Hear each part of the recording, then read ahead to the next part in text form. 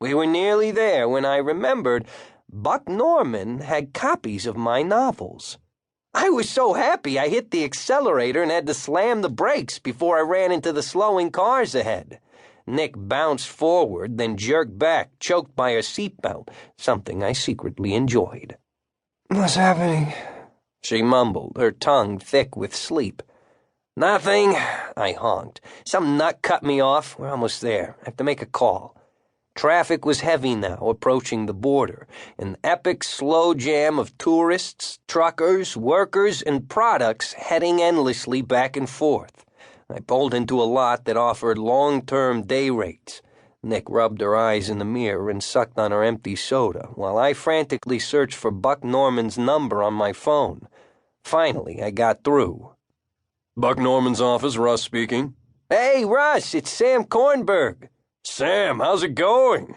Good. Listen, I wanted to tell Buck that even though I'm super psyched to start working with you guys, I've kind of had a personal crisis come up." "Oh, no." "No big deal. I just have to leave town for a few days, and I wanted to let you know." "Okay, no problem." "I also have a favor to ask. My computer had a meltdown, and I was wondering, those copies of my books that Buck had, could you maybe get those to me or make me copies? I totally lost my files. It's a nightmare." "Don't worry, I have them right here."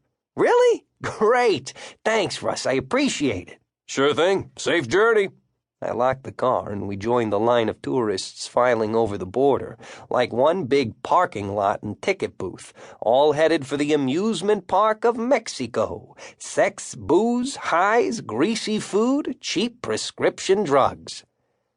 "Who was that on the phone?" Nick asked. "No one. It's about a writing job, but I remembered they have copies of my books." The overwhelming sense of relief I felt surprised me, but I was too tired to figure it all out. Sleeplessness, stress, fear, and freeway numbness had drained my brain. My eyes burned, and there was a low hum in my head like a fluorescent tube on the blink. The mob of tourists flowed around me like pink cartoon blobs, hairy legs, angry red necks, white arms speckled with prickly heat. Packs of children attacked from nowhere, nipping at our knees, brandishing tiny boxes of chiclets and phony silver jewelry. Mariachi music lurched from open bars, and tequila fumes rippled in the heat. I smelled burning grease, sweat, dog shit, and suntan lotion. The sun was a white disk. This was why it was hard to think fast in Southern California. The blank brightness made me feel like I'd been hit across the head with a 2x4. I was stunned, like a cow heading down the chute.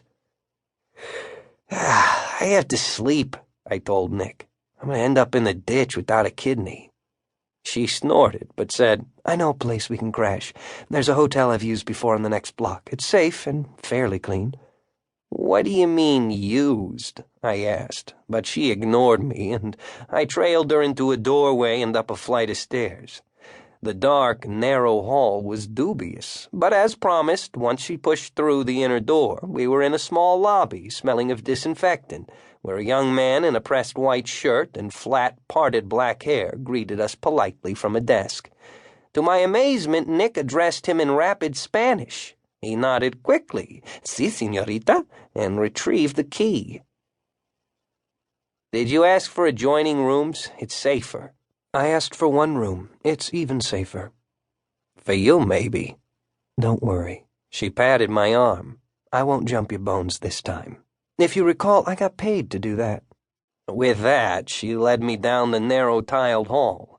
The room was tiny, clearly partitioned with the thinnest drywall from a larger former room with a preformed bathroomette containing a plastic toilet and a shower.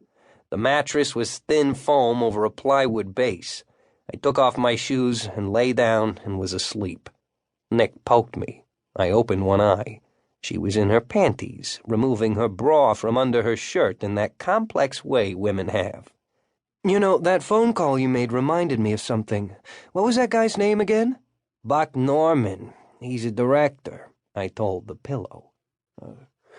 A storyteller, really." "What?" "Nothing. He's hired me to write something, supposedly. We'll see."